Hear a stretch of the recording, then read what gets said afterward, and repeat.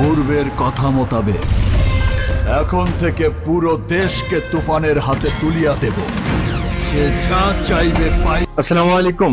দীর্ঘ 2 যুগ ধরে এই ইন্ডাস্ট্রিতে নবাবের মতো রাজ করে যাচ্ছেন নাম্বার 1 খ্যাত শাকিব খান।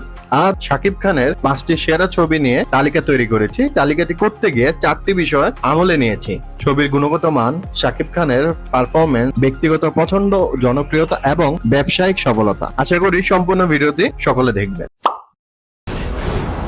100 থেকে 1000, 1000 থেকে লাখ।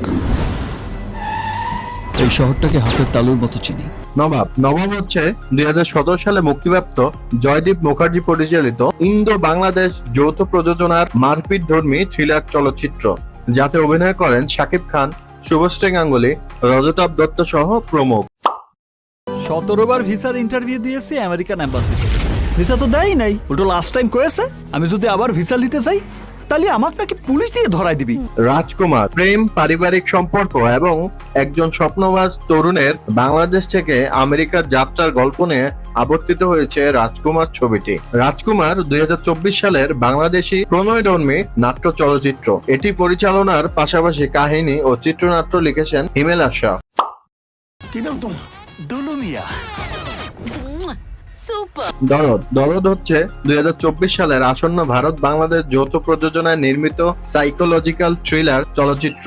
চিত্রনাট্য অনুযায়ী বারাণসী শহরে হঠাৎ করে একের পর এক খুন, প্রথম সারির ব্যক্তিত্বরা খুনির তালিকায়, বিশিষ্টরা পরপর খুন হতেই নড়ে বসে পুলিশ। শুরু হয় পুলিশের তদন্ত, আর এই তদন্তে উঠে আসে দুলু মিয়ার নাম। দুলু মিয়া পেশায় অটো চালক। দরদ ভারত বাংলাদেশ যৌথ প্রযোজনার প্রথম সর্বভারতীয় চলচ্চিত্র।